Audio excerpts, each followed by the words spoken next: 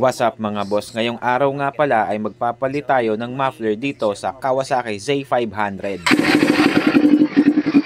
Ayan. So masyado siyang maingay. Grabe naman. Hindi na nga pala stock muffler ang nakakabit dito sa Z500. Bali ang nakakabit nga pala dito ay Austin Racing Shorty. Maganda naman ang tunog niya mga boss. Yun nga lang medyo nakakabulahaw siya at medyo maingay talaga. Bali ang hanap ni sir ay medyo may pagka-bass yung tunog niya.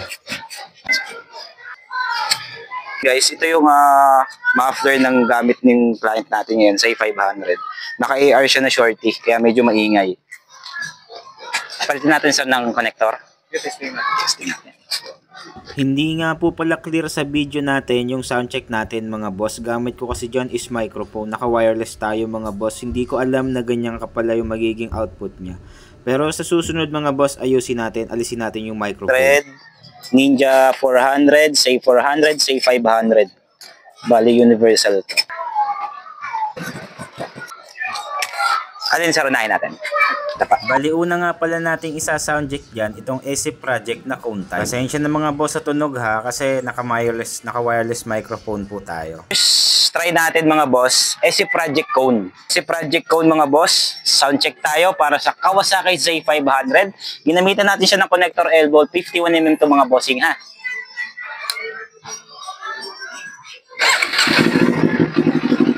Medyo tumahimik siya sir na. Okay.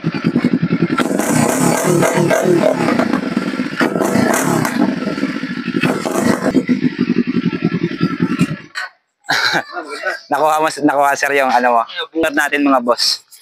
Approve. So next sound check natin mga bossing, Yoshimura R77 420mm yung haba mga boss. Ito yung next natin mga boss. Yoshimura R77. Ito yung big 420mm mga boss. Talaga nare-recommend ko siya dito kung ayaw nung masyadong maingay. So yung bass sound siya pero hindi masyadong malakas. So ito yon. Tanggalin muna natin silencer kasi hindi naman kailangan to. Sound check natin mga boss. Sinanggal natin yung silencer since hindi naman kailangan yan. Ayan. So ito yung tinatawag na bass. Super bass to mga boss.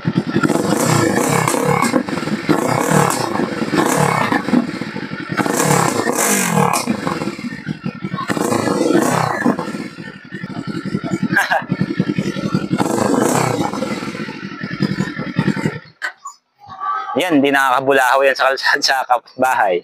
Sige. Alright, mga boss. Bali ang nagwagi ay si Project Cone, mga boss. Ano sir, palitan natin yung connector. Ano pa?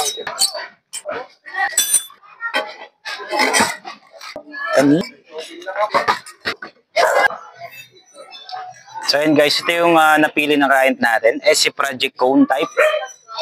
So naglagay tayo ng extension elbow since nakapix yung isa. So sound check natin mga bossing para sa Kawasaki Z500.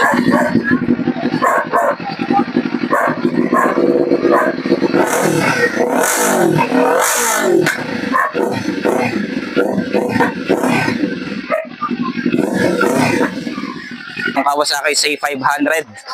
Okay. So kinabit natin dito SC Project Cone type plus yung ating connector elbow 51mm.